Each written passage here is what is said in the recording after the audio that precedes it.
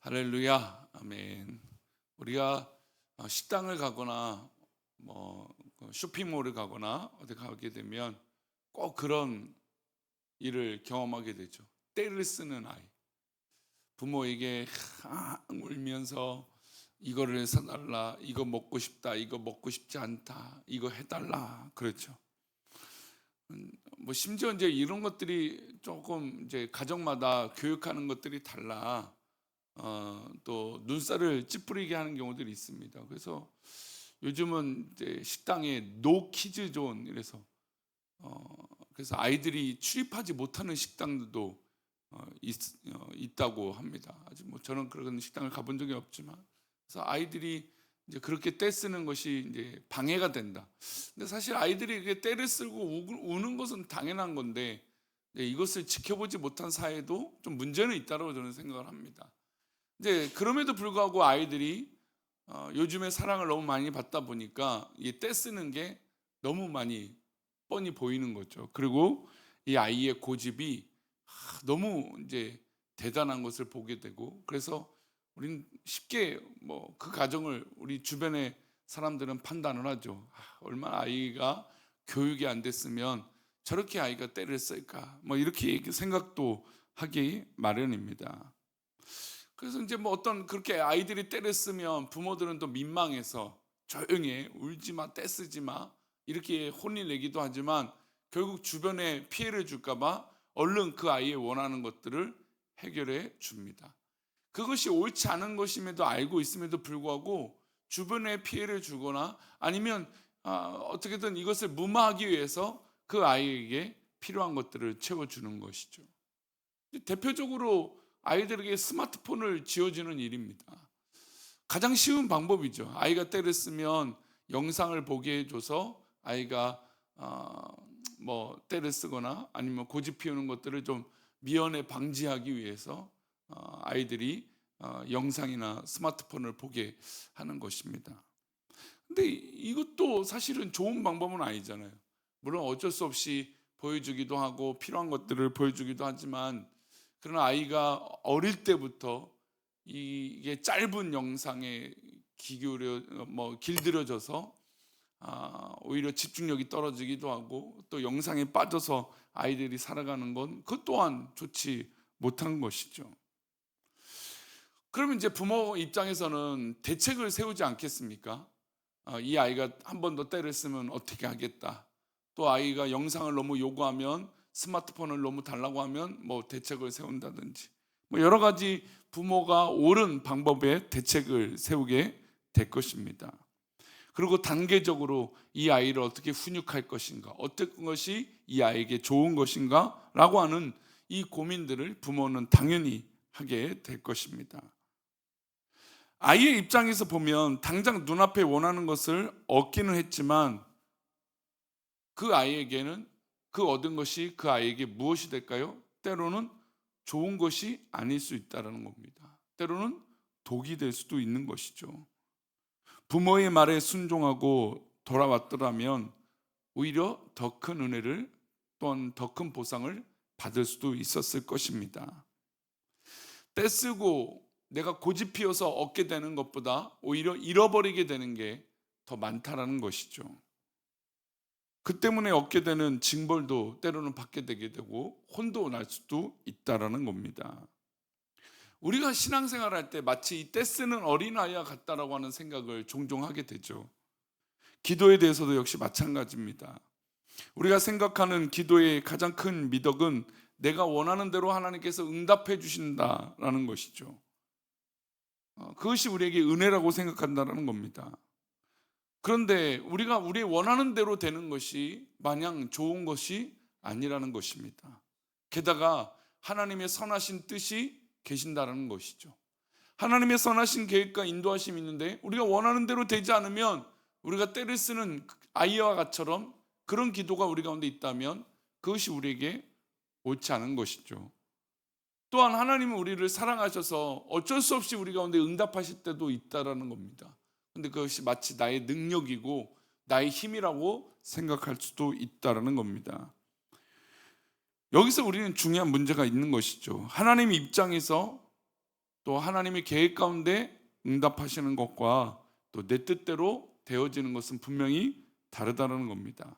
그리고 온전한 이 계획과 뜻이라고 한다면 여러분, 내 뜻대로 되는 것이 아니라 누구의 뜻대로 되는 것이 훨씬 더 귀한 것일까요? 당연히 하나님 뜻대로 되는 것이 옳은 것이고 맞는 것입니다. 하지만 우리는 우리의 원하는 대로 되지 않으면 불안하고, 우리의 원하는 대로 되지 않으면 마치 뭔가 문제가 있는 것처럼 생각한다는 겁니다. 그러나 하나님의 선하신 계획으로 우리를 인도하고 계신다면 지금 내 눈으로, 내 판단으로 불안할지라도 그것이 더 이상 중요한 문제가 아니라 하나님의 인도하심이 있다면 그것이 좋은 것이고 선한 것이고 계획인 줄 믿습니다. 아까 우리 감사절마저 이때 부르는 감사절 찬양처럼 주님은 항상 우리에게 좋은 것을 주시는 분이에요. 그렇죠? 우리 하나님은 언제나 우리 가운데 좋은 것을 주시는 분이에요. 근데 그 판단을 누가 하냐 이거예요. 그 좋은 것은 누가 판단하는 걸까요? 내가 판단하는 걸까요? 하나님께서 우리에게 좋은 것 주시는 거잖아요. 그러나 우리의 판단과 우리 기준으로 이것이 좋으냐 마냐, 성공이냐 실패냐, 이런 것으로 하나님의 응답을 멀리한 채 우리 마음껏 판단하고 생각할 때가 있다는 것이죠. 오늘 본문은 이런 부분에 대해서 설명하고 있습니다. 하나님께서 이스라엘 백성들을 인도하고 계시는데 이스라엘 백성들에게 과연 덕이 되는 것이 무엇인가?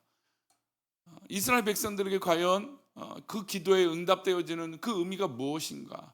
그것을 설명하고 계시죠. 우리 14절 말씀을 그런 의미에서 읽어보겠습니다.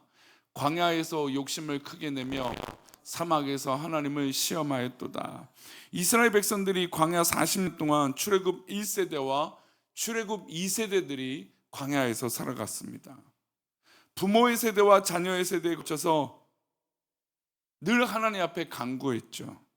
물이 필요하면 물을 달라고, 먹을 것이 없으면 먹을 것을 달라고, 전쟁에서 질 것 같으면 전쟁에서 이기게 해달라고, 그런 인도의 한심을 간구하며 하나님 앞에 늘 욕심을 부렸죠. 그럼 하나님은 그 욕심을 낼 때마다 어떻게 하십니까? 하나님께서 응답해 주셨어요.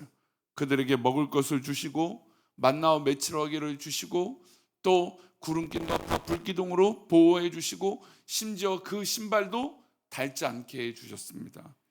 놀라운 일이죠. 광야에서 있을 수 없는 일입니다. 사막에서는 있을 수 없는 일이죠. 그런데 하나님은 그 사랑으로 이스라엘 백성들을 그렇게 인도하셨습니다.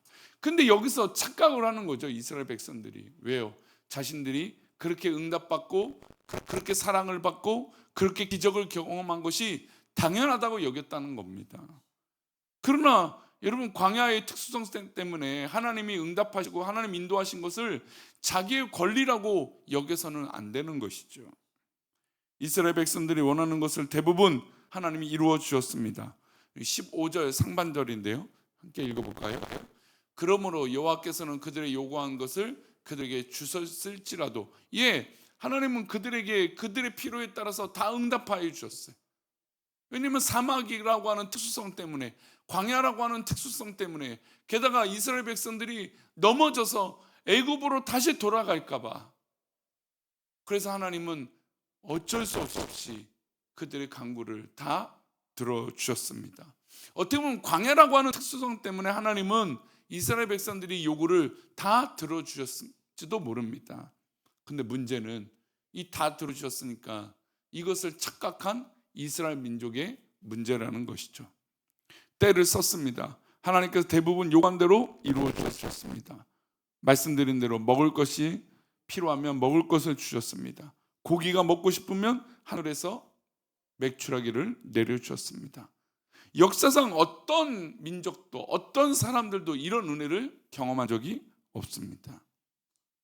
매일같이 정말 만나를 내려주시면서 하루하루를 살게 하셨습니다.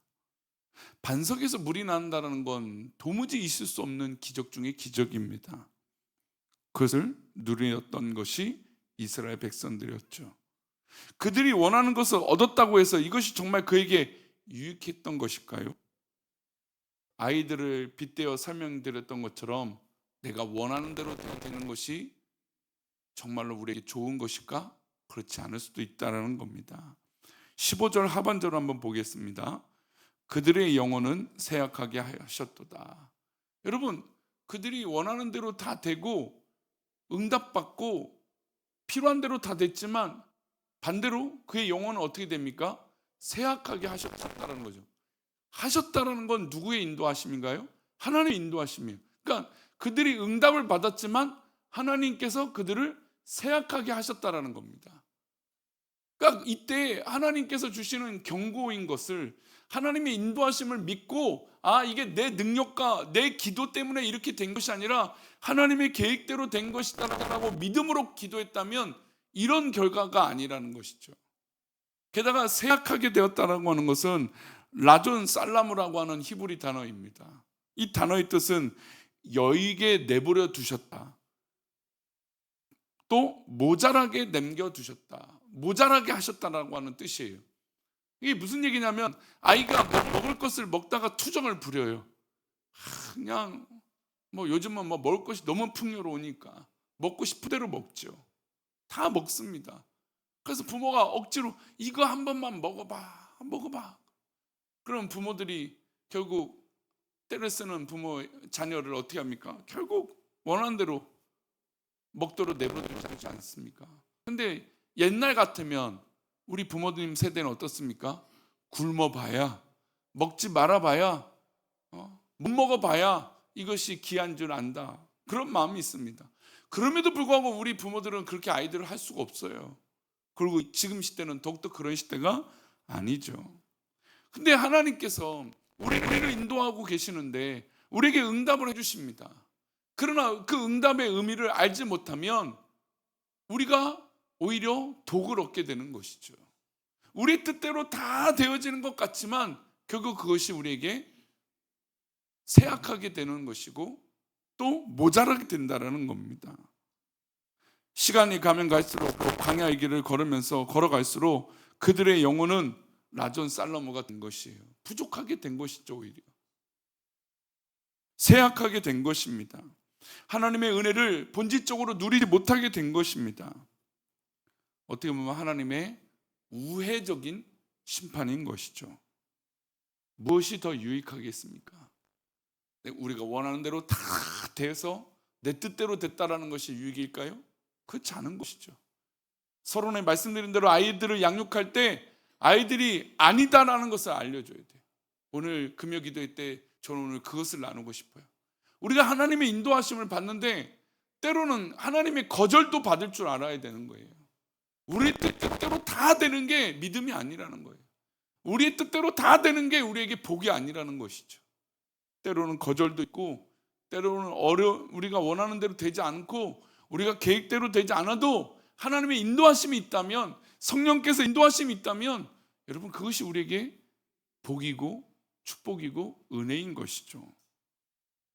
이스라엘 백성들은 자신들이 원하는 대로 다 됐지만 오히려 그것이 독이 되었습니다. 그것이 착각이 된 것이죠. 정말 진정한 기도의 응답은 차라리 하나님께서 주시지 않더라도 그 문제 때문에 우리가 더 기도하는 것이죠.